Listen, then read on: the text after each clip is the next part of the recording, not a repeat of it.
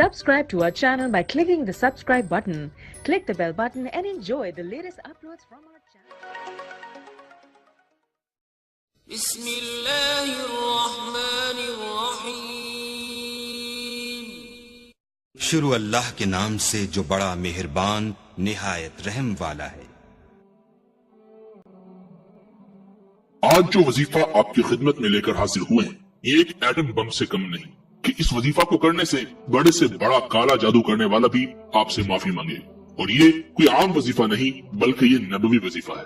تو چلیے اپنی اس ویڈیو کا باقاعدہ آغاز اللہ کے پاک نام سے کرتے ہیں. بسم اللہ الرحمن الرحیم. السلام علیکم ورحمۃ اللہ وبرکاتہ.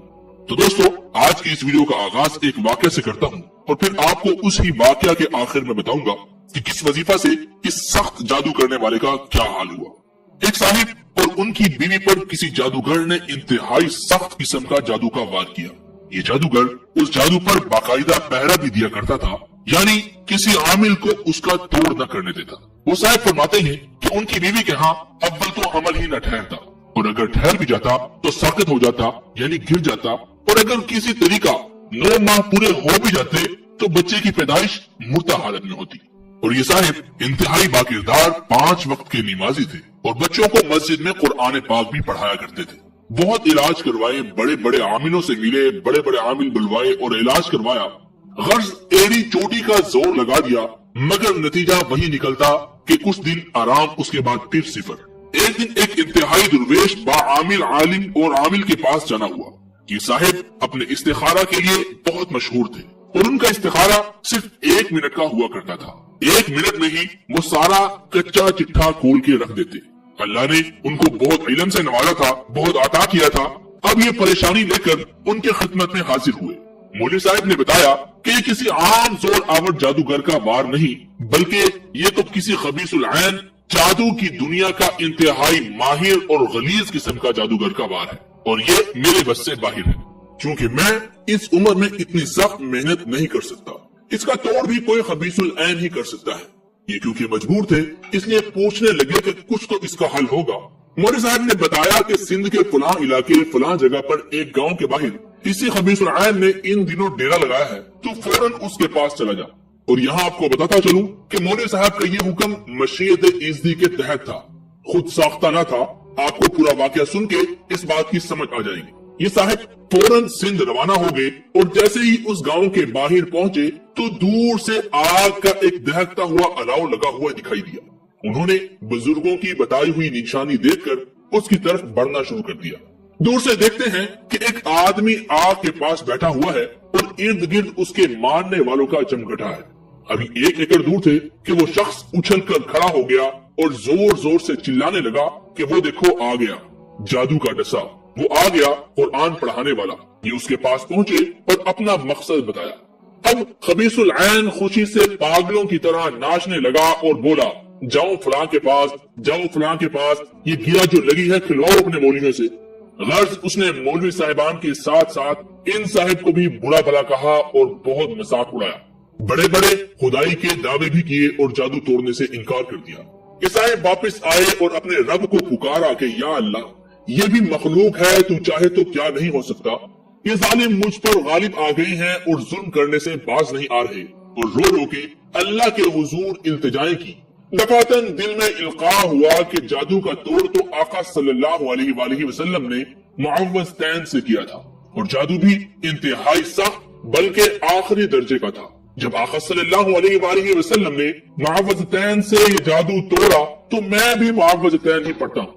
اب انہوں نے اللہ کا نام لیا اور اسی رات سے باوضو ہو کر مسجد میں جا کر معوذتین اس جادو کی توڑ کی نیت سے بے شمار مرتبہ پڑھنی شروع کر دی. یہ پوری رات پڑھتے رہے اور وقتاً فوقتاً دن کو بھی ورد چلتا رہا. ہر وقت باوضو رہنے لگے. غالباً 6 دن رات کو اونگ آ گئی اور اچانک خون کی پوری بالٹی ان کے اوپر جیسے کسی نے گرا دی ہو. یہ بہت پریشان ہوئے، اٹھے. مسجد کے ساتھ ہی کنواں تھا، وہاں نہائے دھوئے اور کپڑے بھی پاک کیے. مسجد دھوئی. اب سوچا بیوی کی بھی خبر لوں.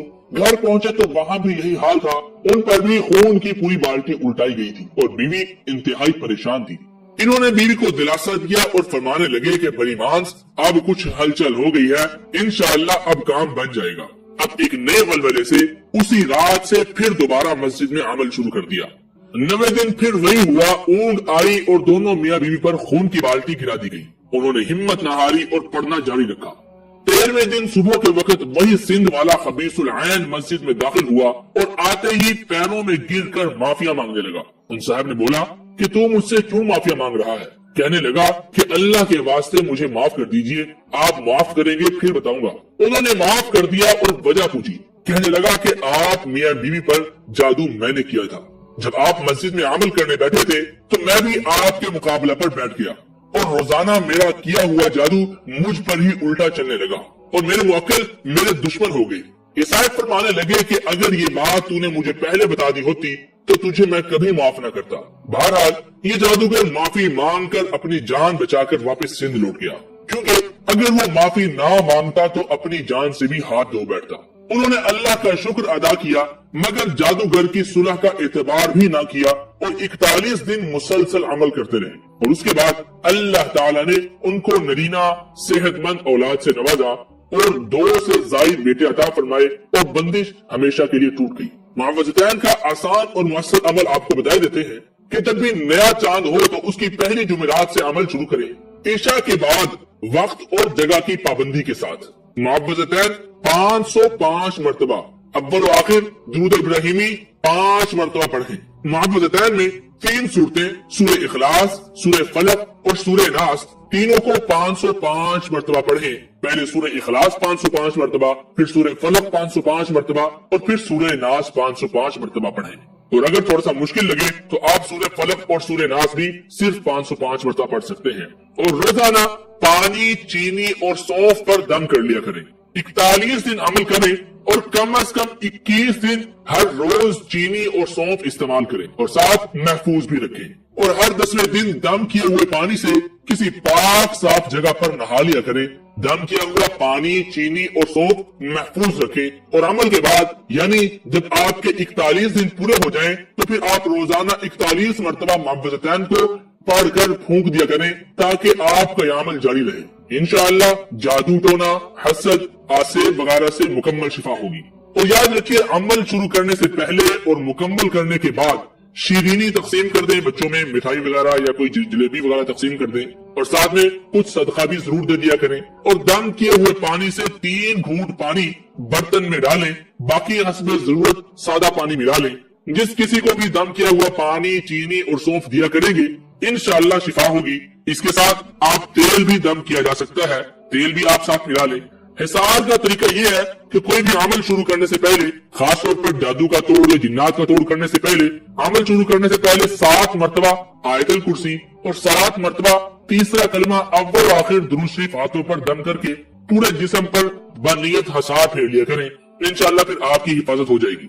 تو دوستو یہ تو تھا آج کا ہمارا نبوی اور قرآنی وظیفہ کہ جس کو کرتے ہوئے آپ سخت سے سخت جادوگر سے بھی معافیاں منگوا سکتے ہیں۔ تو اس لیے اس وظیفہ کو اپنے معمول میں شامل کیجئے اور جھوٹے عامل ڈھونگیوں سے بچیے اور اپنا ایمان خراب ہونے سے بچائیے۔ خود ہی عمل کریں گے اس میں طاقت بھی زیادہ ہوگی اور فائدہ بھی زیادہ ہوگا، کیونکہ پریشانی آپ کی ہے تو آپ ہی اس پریشانی کو سمجھ سکتے ہیں۔ امید ہے آپ کو ہماری یہ ویڈیو ضرور پسند آئی ہوگی۔ اگر آپ کو یہ ویڈیو پسند آئی اس ویڈیو کو لائک کیجئے گا، اپنے دوستوں کے ساتھ شیئر کرنا نہ بھولیے گا، اور اگر آپ نے ابھی تک ہمارے چینل کو سبسکرائب نہیں کیا تو اس ویڈیو کے نیچے ریڈ کلر کا سبسکرائب کا بٹن آئے گا، اس پر کلک کیجئے اور ہمارے چینل کو سبسکرائب کر لیجئے۔ ہمیں اپنی دعاؤں میں یاد رکھیے گا۔ اللہ آپ کا حامی و ناصر ہو۔ السلام علیکم ورحمۃ اللہ۔